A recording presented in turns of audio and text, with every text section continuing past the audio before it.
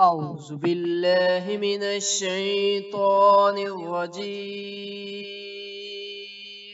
بسم الله الرحمن الرحيم السلام علیکم ناظرین، ایک اور بہت ہی دلچسپ اور سبق اموز کہانی کے ساتھ حاضر ہیں۔ تو کہانی شروع کرنے سے پہلے آپ سے ریکویسٹ ہے کہ کہانی کو اینڈ تک ضرور دیکھا کریں اور چینل کو بھی ضرور سبسکرائب کریں۔ کہانی کا نام ہے کچھوا اور خرگوش۔ ایک کچھوی اور خرگوش کی دوستی ہوگی۔ دونوں ایک ساتھ کھیلتے گھومتے پھرتے۔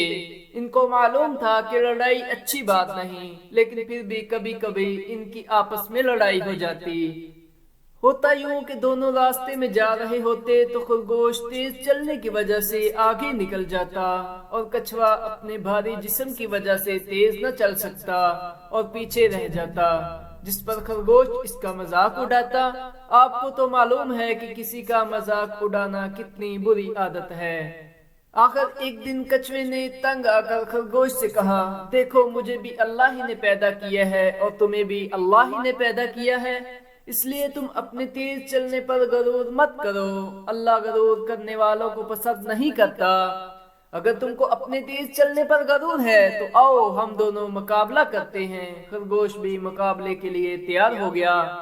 مقابلہ شروع ہوتے ہی خرگوش تیزی سے آگے کی طرف بھاگا۔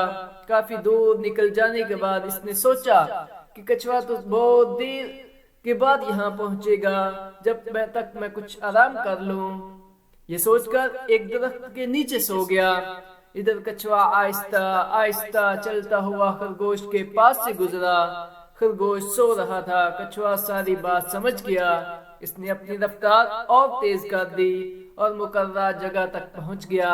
اب خرگوش اپنی نیند سے بیدار ہوا اور بھاگتا ہوا مقررہ جگہ تک پہنچا جہاں کچھوا پہلے ہی سے موجود تھا۔ خرگوش کو بہت شرمندگی ہوئی اور اس نے غرور کرنے سے توبہ کر لی اور کچھوے سے معافی مانگی۔ کچھوے نے بھی اسے معاف کر دیا۔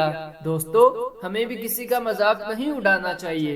ہر ایک کو ہم اپنے سے بہتر سمجھیں گے تو کبھی ہماری کسی سے لڑائی نہیں ہوگی، اور جو کسی کو تنگ کرنے کے لیے مذاق اڑاتا ہے تو مرنے سے پہلے اللہ تعالیٰ اس کو بھی اس کمزوری میں مبتلا کر دیتے ہیں۔